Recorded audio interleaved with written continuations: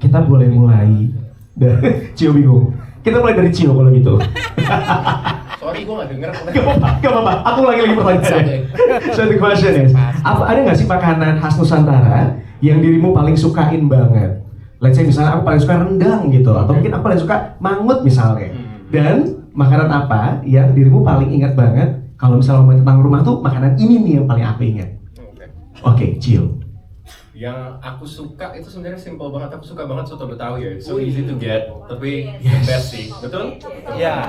Nah, kalau yang bikin paling kangen rumah tuh rawon. Karena mama kan orang Surabaya. Jadi setiap kali aku pulang ke Surabaya atau apa, kalau di rumah tante atau apa pasti ada rawon. Wah, Gitu.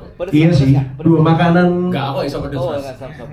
Loh, rawon rata-rata pedes loh Tapi biasanya. aku nggak pakai sambelnya. Oh. Nggak tahan pedes sayangnya. Karena lidahnya setengah bule kan ya. Setengah bulan. Jadi rawon kalkulator enggak gicipin pastinya.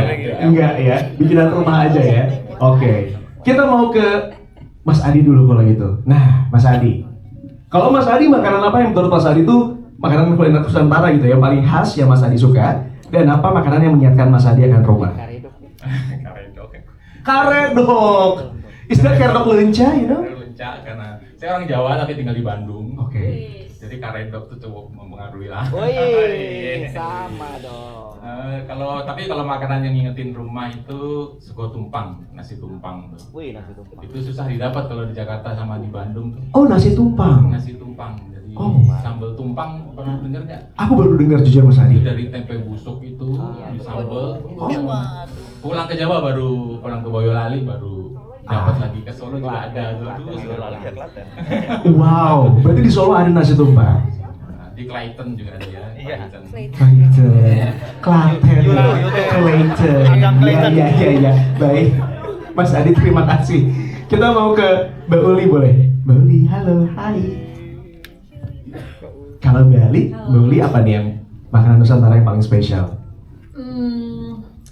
Kalau misalnya makanan tuh aku paling suka kayak nggak bisa nggak makan bakso, tau nggak sih? Bakso, bener. Sama dong, Orang Sunda So. bakso. Tapi kalau makanan yang mengingatkan itu aku lebih ke sambal sih. Oh, Karena kan orang Sunda ya. Kalau Sumuhun. makan nggak mungkin nggak pakai sambal. Jadi kayak semua sambal tuh ngingetin aku sama rumah sih. I see. Pun biasanya kalau orang Sunda, kalau makan bakso, biasanya tuh lebih ke sambal dibaksoin kan? Iya benar. Jadi bukan bakso disambelin, tapi lebih banyak sambelnya dibanding baksonya. Makanya kalau traveling juga selalu yang dibawa apa? Sambal. Bener nggak? Kalau pergi ke luar negeri pasti yang dibawa sambal kan? Benar. Apalagi sekarang banyak yang sachet-an ya, jadi bisa aman dibawa ke luar negeri ya. Oke. Ini kalau misalnya mau ada sambal sachet mau masuk, masih bisa ya. Siapa tahu kita masih bisa masuk ya. Oke. Terima kasih Mbak Uli. Aku mau ke, nah Ibu Yati boleh deh. Ibu Yati mau izin. Kalau Ibu Yati makanan yang paling spesial tentang Indonesia, kuliner Indonesia itu apa sih? Cio bukan orang Betawi, dia suka soto Betawi. Iya. Aku kebetulan ada darah Betawi, sayur asem lah. Sayur asem. Apakah pertanyaan berikutnya? Apakah pakai ada ikan asin di situ? Itu pasti. Ada ikan asinnya. Pakai nasi juga? Pakai masa nggak pakai nasi, nggak kenyang dong. Bener. Indonesia banget ya. Telur asem pakai ikan asin dan pakai nasi. Ada sosok dong. Kalau yang mengingatkan Ibu Yati akan rumah, Ikan asin. ikan asin. Biasanya ikan asin apa? Jambar roti atau? Kalau ikan asin sih apa aja yang penting asin. Oh yang penting Kalau asin. nggak ada ya termasak ngemut garam aja udah. Kan asin juga. Bener. Yang penting berarti Ibu Yati lebih kerasa asin berarti ya? Iya. I see. Oke. Aku mau ke Valerie, lompat dikit ke Valerie. Hai Valerie. Halo. Nah, makanan apa, kuliner apa dari Nusantara yang kamu suka banget? Kalau aku paling suka nasi ayam betutu, tapi aku setuju sama Kauli, aku bisa makan apa aja kalau ada sambal sama kerupuk. And that is so Indonesian ya. Kerupuk ya, kerupuk. Iya. Kerupuk tuh for some reason kayaknya dikasih makanan apapun ditambahin kerupuk tuh jadi enak ya. Iya. Kalau yang ingetin akan rumah apa? Kalau rumah, ya itu sambal sama kerupuk. Aku kemana-mana kalau traveling juga bawa sambal. Oh, jadi di rumah juga sering dibikinin sambal? Iya, selalu tiap hari. Pantas kompak ya sama mbaknya ya di rumah ya. Minta dibikinin sambal mulu soalnya ya. Oh gitu kuncinya ya. Thank you Valerie. Saya mau ke Jero. Hai Jero. Halo teman-teman, apa kabar? Aja. Kalian udah pada nonton ya? Aku belum bang. Lo. Nanti malam. Oh gitu. Nanti malam. Bentar. Nadia sama Cio terakhir ketemu sama aku juga belum nonton. Coba gue tanya dulu, lu udah nonton belum sekarang? Belum ada yang nonton. Masa? Iya. Nanti malam. Jadi kita lebih keren dibanding mereka ya guys ya? Sorry banget, para pemain cast and crew-nya, kita duluan nonton coy. Ya nggak apa-apa. Bagus. Kalau aku ditanya makanan favorit banyak sebenarnya. Nah. Salah satunya tadi udah disebut rawon. Tapi kalau aku itu nggak tahu kenapa yang paling aku suka dan menurut aku rasanya paling berbeda itu sate kelopo. Sate kelopo, kenapa? Ada yang tahu nggak sih? Ada dong. Sate kelopo itu nggak tahu gimana, tapi menurut aku sate. Tapi ada serutan kelapanya itu. Oh, I know that one. Terus dicampur dengan nasi, Ya. sambal dikit, enak banget. Itu jujur rasanya mix banget di mulut kan? Tapi kalau yang paling membuat aku inget sama rumah atau keluarga gitu ya, karena dulu ayah aku kebetulan orang Surabaya juga. Jadi sebulan sekali, 2 bulan sekali kita suka jenguk nenek. Dan depan rumah itu selalu sering banget lewat semanggi. Tahu nggak semanggi? Semanggi. Jawa Timur. Bakulan gitu ibu-ibu. Oh. Kayak ini kayak rujak. Daun semanggi, ada sausnya pakai kerupuk. Itu selalu yang bikin aku inget. Dan di Jakarta itu nyarinya susah banget. Iya. Udah jarang, udah rare. Bener. Karena rasa daun semangginya juga beda ya rasanya Beda. ya. Enak itu. Iya. Harus di Jembatan Semanggi banyak. banyak ya. Di sini ada jembatan semanggi soalnya ya. Iya. Ya gitu lah. Ya gitu. Oke, kalau gitu aku mau ke Nadia. Makanan favorit Indonesia sop konro kali. Sop konro akhirnya disebut juga. Ya. Kasar banget. Berarti kamu suka yang agak pedes-pedes gitu ya? Sebenarnya kalau kontrol itu kan pedesnya kayak bukan pedes sambal gitu, Iya, bukan. kayak ada lada-ladanya gitu Betul. ya. Aku suka sih yang kayak gitu. Oke. Kalau yang mengingatkan rumah bakmoy. Bakmoy? Iya, tahu nggak sih bakmoy? Apa itu? Bukan. Jadi nasi, terus ada kuah kaldu ayam. Wow. Sebenarnya dagingnya tuh harusnya pork, tapi biasanya sekarang sudah diganti jadi ayam. Terus ada tahunya kecil-kecil, ada telur puyuhnya, enak deh pokoknya. Itu mirip-mirip kayak nasi tim gitu nggak Kayak sih? nasi tim. Kayak nasi tim Kayak betul ya? nasi tim. Oh, Tapi enak. kalau nasi tim kan bener-bener kayak udah bercampur sama nasinya Iya. gitu kan, si toppingnya itu. Betul. Ini tuh enggak. Itu enak banget. Itu di rumah dirimu selalu bikin kayak gitu Di waktu kecil? rumahku iya sering banget bikin itu. Nice. Berarti kalau misalnya mau ngicipin kita harus ke rumah dirimu kan? Pak? Ada yang di Kebetulan saya orang Jogja, Iya. tapi kalau nggak salah itu makanan Jawa Timur sih. Oh, Nggak mau itu. Nggak tahu kenapa di rumah sih masak itu. itulah rahasia rasa ya. Betul. Itu betul. Masuk ke gue satu ya. Baik, terima kasih Nadia. Itu dia. Makanan-makanan spesial khas Nusantara memang banyak sekali ya. Dan termasuk ketika kita ngomongin tentang makanan yang mengingatkan kita akan rumah. Tentunya akan sangat banyak sekali. Setiap orang pasti punya yang berbeda-beda. Tapi kalau rahasia rasa, ini kayaknya menyimpan banyak sekali rasa di dalamnya. Termasuk ketika lagi nonton, rasanya tuh kayak perut kita bergejolak karena lumayan ya. Kita kayak disuguhkan makanan-makanan enak depan mata kita, tapi kita nggak bisa makan. Oke, kita mau ngobrol sekarang sama Mas Adi terlebih dahulu. Mas Adi, sebagai sang penulis Mas Adi. Kalau kita ngomongin tentang film Rahasia Rasa, ini kan membawa narasi besar juga untuk disampaikan dengan treatment yang sangat simple, mudah dimengerti juga, dan kemudian bisa menghasilkan karya tulis yang sangat berharga ibaratnya. Apa sih yang paling susah dari keseluruhan proses penulisan dari film Rahasia Rasa, Mas Adi? Banyak ya. Boleh, Mas. Yang pertama, kita sampai kesimpulan film ini harus light, harus bisa ditonton dan nggak terlalu berat buat penonton kita ya. Kita sampai sama Mas Sandung, kita kesimpulannya di situ. Cuman ada banyak hal yang ingin kita sampaikan kan. Kebayang. Dan challenge dari film ini kayak gitu tuh, banyak banget kita sampaikan. Wah nggak cukup nih mas durasinya, kalau kita sampein bisa 5 jam nih film nih. Betul. Akhirnya ya begini yang seperti yang teman-teman lihat di sini. Cukup light ya, gimana? Kesannya gimana setelah lihat film ini? Bagus ya. Nggak terlalu berat kan? Nah, kita berharap seperti itu tanggapan penonton juga kan. Jadi kita akan akhirnya kita fokuskan ke beberapa hal. Untuk sejarah kita selipin dengan montage dan yang kita sadari banget dengan Mas Hanung tuh, Mas ini kita pakai sejarah alternatif loh ini kan.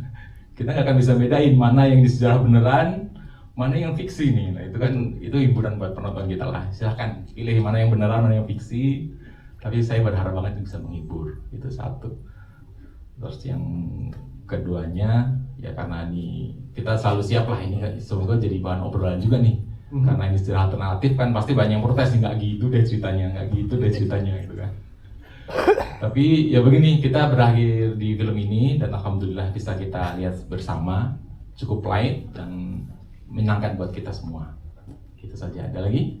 I see. Aku penasaran juga nih sama proses penulisannya seperti apa, karena risetnya tentu tidak mudah ya. Ini kan ngomongin tentang sejarah juga ada di dalamnya gitu ya. Even though it's alternate di film yang satu ini, tapi itu ada pesan-pesan juga yang ingin disampaikan. Seperti apa Mas proses risetnya sendiri?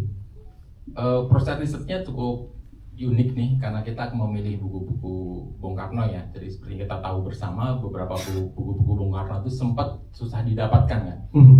Akhirnya kita pilih ini salah satu buku Bung Karno yang cukup aman lah, kumpulan resep. Bayangkan kumpulan resep nggak ada bahayanya nih, belum resep nih. Apa idealisme yang akan disampaikan nih? Apa norma-norma akan kita sampaikan? Cuman tantangannya kan begitu datang ke meja saya tuh, Din kita bikin film dari buku ini kan. Ya, pernah saya cerita kan, wah novel nih ya, tebel kan novel nih, saya buka, ya ini kumpulan resep nih. Bagaimana kita membuat cerita dari kumpulan resep? Akhirnya ya itu, kita riset, kita menemukan beberapa sejarah-sejarah yang unik. Akhirnya proses risetnya cukup menarik dan melibatkan kita ke beberapa tempat juga nih untuk mendapatkan sejarah-sejarah seperti itu. Hingga akhirnya mendapatkan the whole movie yang satu ini. Yes. Ya baru aja kita nikmati bersama ya. Oke. Aku mau lompat sedikit ke Mbak Uli kalau gitu. Mbak Uli,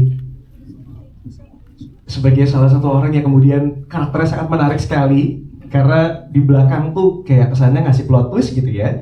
Mbak Uli sendiri seperti apa nih karakternya dari Catherine ini menurut Mbak Uli? Catherine tuh kelihatannya kan kayak perempuan gitu ya, cantik, elegan gitu, tapi ternyata berantem belakangnya kan gitu.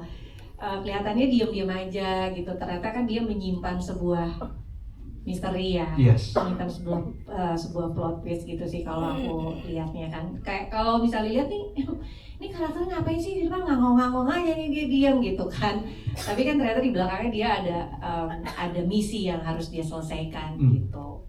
Oke. Nah tapi kan di situ ada actionnya juga ibaratnya ya. Ada penggunaan senjata dan lain sebagainya. Persiapannya seperti apa Mbak Uli? Apakah butuh waktu banyak untuk persiapan aksi seperti itu? Kita belajar sih beberapa kali gitu ya untuk mempersiapkan itu. Cuman memang teknis itu kan luar biasa sulit ya kalau action aku sama Nadia kan. Jadi untuk bisa dalam satu scene yang kita tembak-tembakan, lari-larian gitu kan kelihatannya gampang ya. Tapi kayak aku sama Nadia udah lari-lari terus kayak aduh lampunya nggak mati, ulang lagi gitu. Jadi tricky sih memang kalau adegan-adegan action tuh memang nggak cuman kita doang sebagai pemain, tapi juga ada maksudnya berkesinambungan sama kru, sama lighting, sama semuanya gitu, harus sync lah semuanya biar scene-nya bisa berjalan dengan baik. Ada teknis juga soalnya di dalamnya ya. Betul. Tapi ada sempat luka-luka, memar-memar gitu? Memar dong pasti. Baik. Itu adalah hal standar ya. Iya. Soalnya pas kita selesai tuh aku sama Nadia kayak, aku kok memarnya sebelah kanan ya? Kayaknya aku tangganya di sebelah kiri deh gitu. Jadi kita kayak, ini memar apa ya gitu. Jadi kayak banyak-banyak gitu di tangan aku banyak memar-memar. Kayak aku bingung ini kenapa ya kita gitu. Tapi puas sama hasilnya? Puan. Aku Belum nonton. Ih kan? Sombong udah nonton. Belagu suruh nonton. Oke, karena buat aku pribadi, aku bahkan berpikir dirimu punya kemampuan bela diri. That's why you did a great job with this. Ternyata nggak ada. Enggak sih, cuman memang aku suka olahraga aja. Jadi mungkin agak sedikit lebih gampang untuk menerima koreografinya gitu. Oke, terima kasih Loli. Sama-sama. Aku mau ke Ibu Yati sekarang. Ibu Yati menarik banget di film ini. Aku mempercayai kalau dirimu memang jago banget masaknya. Aku kayak pengen banget main ke rumah Ibu Yati buat minta dimasakin rasanya. Ini kalau aslinya saya pernah masak, terus Yang makan nanya, ini sayur sop apa sayur apa? Masa sop pakai cabai hijau? Aku sebetulnya nggak bisa masak, bisanya cuma makan. Tapi kalau misalnya urusan rempah-rempah, karena kan ibaratnya Ibu Yati yang bisa bikin mengembalikan lidahnya Rasul kembali seperti semula. Untuk urusan jamu dan rempah-rempah, apakah Ibu Yati juga punya intuit gitu? Kalau itu karena saya dari kecil seneng rempah, tidak suka dengan obat-obat kimia. Oh wow. Saya sukanya rempah, jadi kalau sakit flu apa gitu semua pakai rempah. Kayak kan karena umur ya udah banyak ya, dengkul sakit apa, minumnya jus serai. Saya jus, lalu saya minum air disaring pasti ya. Kalau masalahnya aduh keselak. Iya benar sih. Iya. Gitu sih. Oh, jadi sebenarnya dari kecil sudah memang terpapar dengan jamu-jamuan dan rempah-rempah. Jadi begitu main di film yang satu ini kayaknya sudah menguasai, sudah bisa membedakan antara satu rempah dengan apa yang lainnya. Bu Udah Yati? sih, makanya udah kenal itu jahe mana, kunyit mana kan gitu. Betul. Karena betul. udah biasa bertemu dengan rempah-rempah. Iya benar. Karena kalau saya nanya ke sebelahnya belum tentu sebelahnya tahu ya bedanya kunyit sama jahe ya. Betul. Dia sudah pasrah. Betul. Aku memang menyerah. Siap. Ibu Yati terima kasih banyak Ibu Yati. Aku mau lompat ke Valerie sekarang. Val. Nah, ini dia. Karakter yang cukup di awal sampai akhir tuh kayak roller coaster. Di awalnya gimana, akhirnya gimana, apa segala. Susah nggak sih meranin karakter yang kayak gini yang kayak jang gitu? Ke depan. Sebenarnya Dinda itu karakternya cukup misterius ya, karena dia tuh main di dua spektrum emosi yang berbeda, di mana di satu sisi dia itu nurut sama bapaknya, tapi di satu sisi dia tuh sangat punya kepribadian yang sangat liberal gitu. Jadi untuk mendalami karakter Dinda, aku lebih banyak ngobrol sama Mas V, sama Mas Hanung, karena kita juga harus mengerti psikologisnya kenapa Dinda bisa seperti itu. Jadi cuman bisa dicapai lewat ngobrol sih sebenarnya, like ngobrol, nulis, bener-bener gimana ya? Ya lebih banyak ngobrol sih. Susah apa enggak meranin karakter Dinda, tentunya pastinya challenging. Pastinya challenging, tapi ya gimana ya? Meranin meranin gadis misterius tuh kayak susah sih. Karena harus susah ditebak gitu kan. Iya. Ya, jadi gitu. Tapi Indianya kita melihatnya tuh kayak wah gila ya, kerennya ternyata gitu. Ada adegan kayak gitunya loh. Iya, kalau Dinda tuh lebih ke inner conflict sih. Jadi apapun yang dia pikirin tuh internal. Jadi susahnya di situ. I see. Iya. Oke. Tapi thank you banget karena kita mau ngomong apa ya? Takutnya ntar spoiler soalnya. Iya, makanya bingung juga nih. Bingung ya, kita tahan-tahanin aja ya. Oke. Kita beralih kalau gitu dari Dinda alias ada Valerie, kita mau lompat ke Cio sekarang. Cio, is that quite hard untuk dirimu memerankan karakter Alex? Yes. Why? Ya satu teknis harus masak. Jadi chef, professional chef, sama kayak Chef Reza ya. Aslinya aku hampir nggak bisa masak. Aku cuma bisa bikin pasta atau apa yang udah gampang lah, udah ready made, tinggal masak apa segala macam sausnya. Jadi kita belajar teknisnya lumayan lama buat motong apa segala macam. Dan juga sebenarnya yang lumayan tricky buat aku, Alex juga orangnya he's not straightforward ya. Kayak di depan, tanpa spoiler ya, di depan Reza kita temenan, tapi sebenarnya kalian tadi udah nonton apa yang diperbuat sama Alex itu kan that's not a good friend gitu loh. Jadi ya sama sih kayak Valerie, lumayan personality-nya cukup conflicting apa yang terlihat di luar dan di dalamnya. Jadi it's quite challenging for me. Oke. Tapi dari data yang kita dapatkan sebagai salah satu orang yang kemudian melakukan pendalaman karakter ya. Jadi katanya Cio ini sampai bawa pulang chopper board ke rumah karena dikasih PR sama Mas Greg ya, yang membantu kita untuk masak-masak gitu ya ibaratnya. Itu tuh gimana ceritanya? Iya, jadi Mas Greg itu food stylist, coach kita. Oke. Aku, Jerome sama Nadia ada workshop 3 minggu buat teknis soal masak-masak segala macam. Lo juga dibawa pulang nggak sih Jerome, chopping boardnya? Iya, kita jadi dibawain pulang. Iya, kita dibawain pulang pisau, chopping boardnya, sama waktu itu aku kalau nggak salah dibawain timun 1 karung tuh. Suruh bukan 1 plastik lagi, 1 karung di timerin gitu. Jadi misalnya dalam 30 detik dari timun utuh harus dipotong sampai dicacah gitu. dan potongannya nggak boleh yang tebel tipis, harus konsisten, harus presisi kalau kata Nadia. Jadi it's quite challenging sih. Oke, jadi tidak mudah untuk kamu belajar seperti itu. Tapi sekarang udah mulai belajar masak kah? Sekarang kalau masak nggak jago, tapi kalau motong gue jago sih. Oh, cuman di khusus? Potongnya aja. Iya. Jadi kalau misalnya nyokap gue masak, gue yang motongin, gue mau, tapi tetap nyokap gue yang masak. Oh, tapi bisa memotong yang lain selain timun? Wortel. Wow, yang sejenis ya bentuknya? Enggak, gue lumayan bisa lah. At least tangannya gimana yang aman dan cepat itu gue udah ada basic-basicnya dari masak. Udah menguasai. Tapi kalau Bombay beda loh caranya.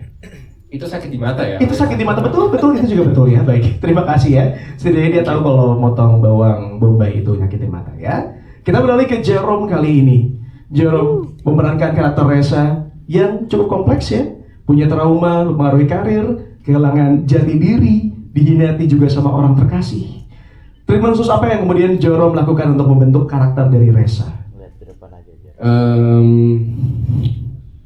Banyak ya, maksudnya pertama-tama kalau cara aku biasanya itu ya dibaca dulu, dan nggak mungkin sekali baca itu oh begini, jarang, pasti kenapa begini, kenapa kok dia begini. Nanti habis itu kita diskusi sama sutradara, diskusi sama antar pemain, diskusi sama penulis, sama produser, sama semua orang yang terlibat, dan kita membuat satu cerita sendiri latar belakang. Kira-kira kenapa kok si Reza ini bisa kalau melihat sesuatu reaksinya seperti ini? Karena kalau Jerome pasti beda, kalau kamu juga pasti beda gitu. Pertama kita buat dulu itu satu sampai sebisa mungkin masuk akal, dan berangkatnya dari situ aja sih sebenarnya. Ada satu karakter sendiri gak sih yang menurut dirimu kayak oke, kayaknya ini orang mirip banget sama karakternya Reza dan ini yang dijadikan acuan quote unquote? Biasanya kalau aku itu nggak satu tapi banyak. Oke. Jadi ada beberapa, misalnya kalau sebagai di dapurnya ngambilnya dari orang sini. Kalau untuk sebagai sehari-harinya atau dengan pasangan ngambilnya dari orang sini. Untuk bajunya gitu, juga pasti berbeda karena memang baju sudah disiapin, tapi itu ada diskusi juga. Seperti mungkin ada kacamata. Yes. Itu kacamata itu sebenarnya terinspirasi dari first AD kita, Vehero. Oh. Jadi pakai aja kayak lo gini bagus nih bro, ya udah gitu misalnya. Jadi kayak diambilnya dikit-dikit, terus digabung jadi Reza gitu. Oke. Tapi kan dalam sepanjang film ini tuh ada beberapa adegan di mana dirimu harus ngerasain banget, you feel it gitu ya, about your own feelings. Dirimu ngebantu dengan metode-metode misalnya pakai lagu gitu-gitu nggak sih? Is there any playlist yang dirimu? Enggak, gue nggak pernah pakai playlist kayak beberapa teman-teman yang gue pernah kerja sama ya, mereka pakai playlist. Tapi mungkin lebih ke situasional, karena dari latar belakang yang udah kita buat, ya berangkat dari situ aja kayak oh kira-kira kalau dia kayak gini, sedihnya kenapa ya, marahnya kenapa ya, di situ sih. Satu lagi Jerome. Jadi kalau kamu nanti nonton filmnya, sombong lagi nih gue. Yeah. Banyak banget kayak golden scene di film yang satu ini, dan dirimu tuh menjadi bagian dari that golden scene. Dan itu bisa lihat pemandangannya bagus banget. Ada satu momen di mana kamu jalan dari bawah ke atas, di belakangnya itu langsung gunung. Jadi ada pemandangan gunung and it was beautiful. Yeah. Ada satu lagi scene sama kamu bareng sama Nadia. Kemudian di that scene gitu ya. Belakangnya tuh kayak persawahan, itu cantik banget. Iya itu memang kita waktu itu ekstra hari itu khusus untuk ngambil adegan itu. Jadi kita memang syutingnya hampir semua tuh di Jogja. Iya kan ya? Habis itu kita khusus ke daerah sana itu di mana ya persisnya? Di Gunung Kidul. Iya di Gunung Kidul. Kita 1 jaman gitu. Kayaknya itu kayak ke arah Magelang. Ke arah Magelang. Oh iya. Kita pindah-pindah. Tapi khusus untuk yang adegan yang kamu maksud itu kita khusus ke situ karena memang itu terkenal sangat indah. Banget. Dan bahkan warga-warganya juga sangat baik, sangat apa ya? Masih hidupnya sederhana, dan kalau mereka melihat orang lain masih saling nyapa satu sama lain dan pengunjung juga. Dan aku rasa karena memang alamnya indah, orang-orang jadi indah, makanya mungkin tadi tercapture dengan baik ya. Tercapture dengan baik. Gue sih belum nonton ya. Oh iya. Tapi bagus banget soalnya. That scene is Bagus ya. really beautiful. Okay, is there any your favorite scene mungkin? My favorite scene favorit gue di film ini, semuanya seru sih. Tapi mungkin lebih di adegan-adegan yang berantem. Oke. Karena itu ribet. Kadang tuh yang seru yang ribet. Iya. Jadi kayak ribet nih nggak kelar gitu kan. Jadi kita harus coba lagi dan perasaannya itu jadi teringat dan jadi seru ketika udah selesai. Oke. Karena rame-rame kita kerjain sama bareng-bareng. Kira dapet deh. Dapat dengan bagus banget kok Jerome. You did a great job. Thank you. Satu lagi yang gak kalah bagusnya di film yang satu ini ada Nadia Arina. Kamu bagus banget mainnya di film yang satu ini. Sebagus itu. Gue penasaran, menghidupkan karakter Tika tuh gimana sih? Susah gak sih buat kamu? Karena gak gampang loh untuk bisa membuat karakter Tika yang dari jutek jadi baik, jadi menyenangkan gitu ya, dan terakhir jadi heroik banget. Seperti apa Tika? Halo semuanya. Halo. Kaget. Halo teman-teman, terima kasih sudah datang di press con kita, udah nonton juga filmnya. Kalau misalnya apa sih gitu yang sebenarnya apa bagian tersulit untuk membangun si karakter Tika ini? Satu yang pasti dari teknis masak-masaknya itu dulu sih. Okay. Karena aku nggak suka masak, nggak bisa masak, bisanya makan gitu kan. Tapi sedangkan Tika ini punya warung makanan di desa yang cukup terkenal gitu kan. Jadi kan memang dia setiap harinya harus masak. Nggak mungkin dong nanti kayak close up tangan gue kayak motongnya kayak Kaku gitu ya? Kaku gitu kan. Mungkin dari situ itu kita juga dikasih workshop juga, belajar ya, walaupun memang sudah dikasih list untuk director shotnya, jadi lebih yang kita butuhkan saja untuk shot-shotnya. Terus ini mungkin juga karakter yang baru untuk aku juga ya, maksudnya sebelumnya aku belum pernah menjadi Akam si tomboy seperti itu. Akam si tomboy, baik, iya. Terus juga Tika ini kan setiap harinya memang bawa motor kopling gitu kan. Bener. Aku pun nggak bisa bawa motor. Hah, masa? Gitu. Iya. Tapi kok tadi kayaknya lancar-lancar aja? Ya karena tiap hari latihan. Oh, wow. Tiap hari latihan. Bisa ya bawa motor metik itu juga di komplek gitu. Oh, kalau benar. misalnya yang terjal-terjal gitu kan nggak bisa.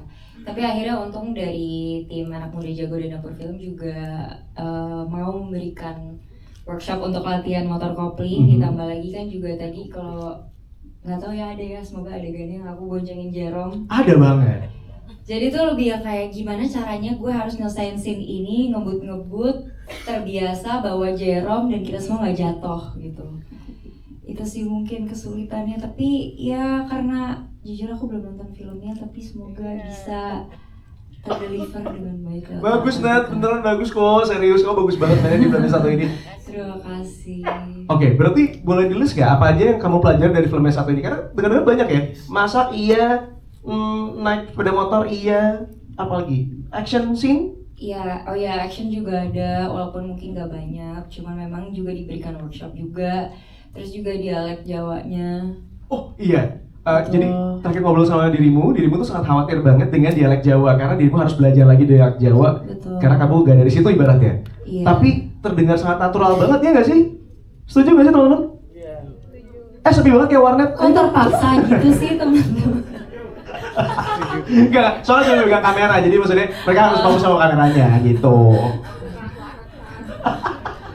Iya, sebenarnya kalau dialek Jawa aku udah pernah memerankan, tapi kan Jawanya Jawa Timur, ini Jawa Tengah, jadi beda kan bahasanya juga. Cuman ya kebetulan acting coach kita juga Mas Guteng itu orang Jogja gitu. Dan biasanya kalau kita syuting di Jogja itu kan semuanya emang berbahasa dengan dialek-dialek Jawanya itu kan, jadi kayak itu sangat membantu aku juga sih.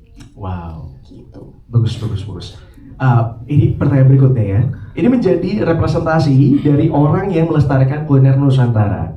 Apa yang ingin Nadia sampaikan pada orang-orang Indonesia terkait cita rasa Nusantara?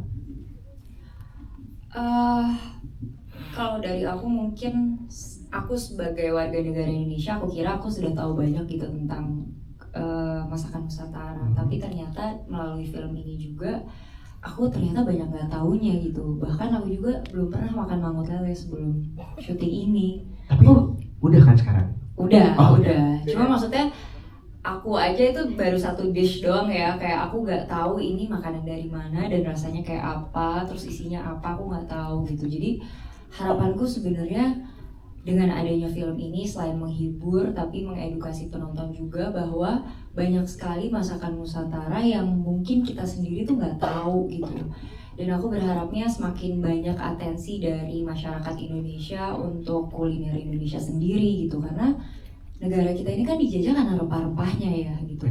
Istilahnya orang-orang di luar negeri tuh memberikan banyak atensi dan malah pengen banget setiap hari bisa makan dengan masakan yang kayak akan rempahnya. Kenapa kita nggak bisa lebih merayakan masakan kita sendiri itu sih. Dan semoga pulang nonton ini jadi pengen pesen gimana ya nih mangut lele atau gimana ya cara bikinnya gitu. Jujur itu yang aku pikirkan sejak tadi ya. Tadi mau nanya sama Nadia malah. Ada referensi mungkin mangut lele yang enak gitu di Jakarta? Ada yang bilang Cempaka Putih. Ada di Cempaka Putih. Oh gitu. Makasih ya infonya ya. Oke, nanti kita cari. Iya. Nggak ada Nat? Belum ada. dapet sih kalau di Jakarta gitu. Oke, nggak usah dijadiin bahan pikiran, nggak apa-apa ya. Nanti kita bikin thread saya di Twitter kali ya. Boleh banget, it's a good idea ya. Jangan lupa juga semua informasi dari Rahasia Rasa ada di sosial media, baik itu di Instagram maupun di X ya. Anyway, pertanyaan di tangan saya udah habis, saya akan mempersilahkan kepada rekan-rekan media yang mau bertanya, boleh silahkan. Oke, tim boleh? Iya silahkan. Cempaka Putih yang di pinggir itu ya. Di Depok juga ada, di GDC. Di GDC. Ya gue dekat Cempaka Putih. Halo. Hai Mas. Halo. Boleh dikenalkan Mas siapa dari mana? Saya Reza, nulis di The Jakarta Post untuk The Weekender. Mungkin sebelum pertanyaan ke Mas Adi ya, saya punya pertanyaan terkait penulisan. Saya mau muji dulu how surprising mungkin ya babak kedua dari film ini ya. Ini kayak tipikal film yang kita pikir kita tahu mau nonton film apa, ternyata tiba-tiba lu bukan tentang itu gitu. Jadi I really enjoy it. Thank you so much Mas Adi dan the whole cast and crew. Congratulations. Yang belum nonton mungkin nanti juga akan merasa entertaining juga. Nah, pertanyaanku ke Mas Adi ada 3. Yang pertama mungkin aku pengen nanya soal ini kan tiba-tiba di second half-nya kan jadi politis ya. Yang kita awalnya itu kita pikir ini adalah food film, tiba-tiba wah politis sekali pernyataannya gitu. Dan kalau saya notice sebenarnya di awal film itu obsesi itu kelihatan banget di highlight di film itu. Bagaimana mungkin karakter Reza yang terkenal oleh Jerome itu dikenalkan masaknya itu kayak penuh dengan amarah, dan ketika menyajikan makanannya pun makan pasta makan pakai tangan, sangat greed, sangat terobses gitu. Apa ada pernyataan khusus yang emang Mas Adi pengen utarakan bahwa misalnya ternyata